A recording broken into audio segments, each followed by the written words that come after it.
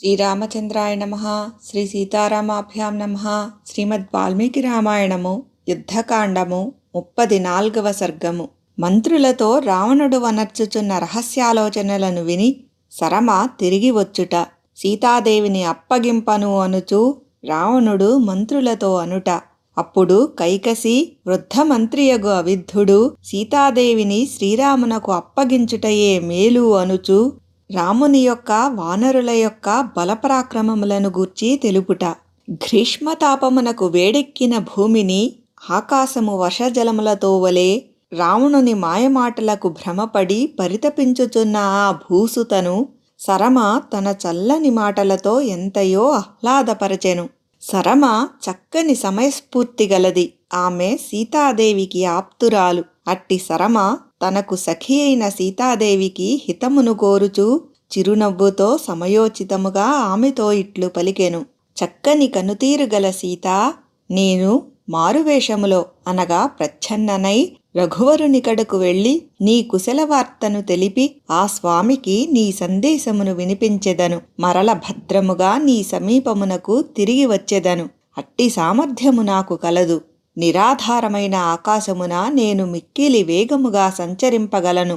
శీఘ్రగమనమున ఆ వాయువు అనగా వాయుదేవుడు గాని గరుత్మంతుడు గాని నాతో సాటి కాజాలరు. ఈ విధముగా వచించుచున్న సరమతో దుఃఖము నుండి తేరుకొనిన సీతాదేవి మృదువైన రీతిలో ఇట్లు మధుర వచనములను నుడివెను. సరమా, నీవు ఆకాశమునకు గాని పాతాళలోకమునకు గాని వెళ్ళి రాగల సమర్థురాలవు. ఇతరులు చేయలేని కార్యమును కూడా నా విషయమున నీవు చేయగలవు. నాకు ప్రియమైన కార్యము అనగా నాకు మేలు చేయుటకై నీవు గట్టిగా నిశ్చయించుకొనినచో రావణుని కడకు వెళ్ళి అతడు ఏమి చేయుచున్నాడో తెలిసికొనుము. శత్రువులను హింసించునట్టి ఆ రావణుడు మిగుల మాయావి, క్రూరుడు. అతిగా త్రాగిన వానిని మద్యము వలె ఆ దుష్టాత్ముడు నన్ను మోహింపజేయును. అతడు వికృతాకారములు గల రక్కసులను నాకు కాపలా పెట్టియున్నాడు. ఆ దుర్మార్గుడు వారిచే నిత్యము నన్ను భయపెట్టించుచున్నాడు. పదే పదే నన్ను బెదిరింపజేయుచున్నాడు. ఆ మాయావి వలన ఎప్పుడేమి ముప్పు వచ్చిపడునోయని భయసందేహములకు లోనగుచున్నాను. నా మనస్సునకు స్వస్థత లేకున్నది.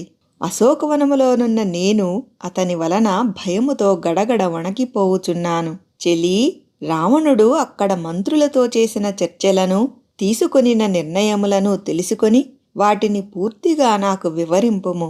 ఈ కార్యమునర్చి నన్ను అనుగ్రహింపుము. ఇదియే నాకు నీవు చేయవలసిన మహోపకారము. అంతటా కన్నీరుగార్చుచూ కళవళపడుచున్న సీతాదేవి యొక్క ముఖమును తుడుచుచూ మధురభాషిణి అయిన ఆ సరమ ఆమెతో ఇట్లు నుడివెను. జానకీ, చూడుము, ఇదియే నీ అభిలాష అయినచో అందులకై ఇప్పుడే బయలుదేరదను. అచట శత్రువు యొక్క ప్రయత్నములను ఆలోచనలను పూర్తిగా తెలుసుకొని వెంటనే మరలి వచ్చెదను సుమా. సరమ సీతాదేవికి ఇట్లు మాట ఇచ్చి వెంటనే రావణుని సమీపమునకు వెళ్ళెను. మంత్రులతో అతడు చేసిన సంభాషణలను ఆమె చాటున ఉండి వినెను. ఆ నిశ్చయముల సారాంశమును గ్రహించెను. వెంటనే ఆమె పరుగు పరుగున అశోకవనమునకు తిరిగి వచ్చెను. సరమ అశోకవనమున ప్రవేశించినంతనే తన కొరకై నిరీక్షించుచున్న జానకిని చూచెను. అప్పుడు ఆ మైథిలి పద్మాసనములేని అనగా నేలపై కూర్చొనియున్న లక్ష్మీదేవి వలె ఉప్పుచుండెను. మధురభాషిణి అయిన సరమ తిరిగి రాగానే సీతాదేవి ఆమెను ఆత్మీయతతో అక్కున చేర్చుకొనెను. పిమ్మట సరమ కూర్చుండుటకై ఆ దేవి చక్కని ఆసనమును చూపి ఆమెతో ఇట్లనెను. నెచ్చెలి, నీవు ఇక్కడ హాయిగా కూర్చుండుము. క్రూరుడు దుర్మార్గుడు అయిన ఆ రావణుని యొక్క పన్నాగములను గూర్చి నాకు పూర్తిగా వివరింపుము. భయముతో ఉనికిపోవుచున్న సీతాదేవి ఇట్లు పలుకగా సరమ మంత్రులతో రావణుడు చేసిన చర్చలను వాటి సారాంశమును ఆ దేవికి ఇట్లు వివరింపదొడంగెను. వైదేహి, రావణుని తల్లి అయిన కైకసియు ఆ లంకాధిపతికి మిక్కిలి సన్నిహితుడైన అవిద్ధుడు అను వృద్ధ మంత్రియు సీతాదేవిని విడిచిపెట్టుము అనుచు ఆ రాక్షసరాజునకు సుదీర్ఘముగా ఇట్లు హితవు పలికిరి. రావణ, దండకారణ్యమున జరిగిన అద్భుత సంఘటనలే శ్రీరాముని తిరుగులేని పరాక్రమమునకు పరమ నిదర్శనములు. కనుక మైథిలిని సగౌరవముగా ఆ పురుషోత్తమునకు అప్పగించుటయే మేలు. ఆ రఘువరునకే కాదు, ఆయన అనుచరులకును అద్భుత శక్తులు గలవు. హనుమంతుడు అపారమైన సముద్రమును లంఘించుట, అశోకవనమున సీతాదేవిని దర్శించుట, యుద్ధమున పెక్కుమంది రాక్షసయోధులను తునుమాడుట మున్నగునవి అందులకు ప్రబల తార్కాణములు. భూమండలమున ఈ సాహసకృత్యములను ఎవడు చేయగలడు? ఇట్లు మంత్రులలో వృద్ధుడైన అవిద్ధుడును తల్లి అయిన కైకసియు ఎన్ని రీతుల బోధించినను, అనగా నచ్చజెప్ప చూచినను, లోభి అయినవాడు ధనమును వలె మూర్ఖుడైన ఆ రాజు నిన్ను విడిచిపెట్టుటకు ఇష్టపడలేదు. మైథిలీ, రణరంగమున అతడు నేలకూలనిదే నిన్ను విడిచిపెట్టుటకు సిద్ధపడడు. అతడు తన మంత్రులతో చర్చించిన మీదట చేసిన నిశ్చయము ఇది. రావణునకు ఆయువు మూడియున్నందున అతని బుద్ధి వక్రించియుండుటచే ఆ దుర్మార్గుడు ఈ దుష్ట నిర్ణయమునకు వచ్చినాడు.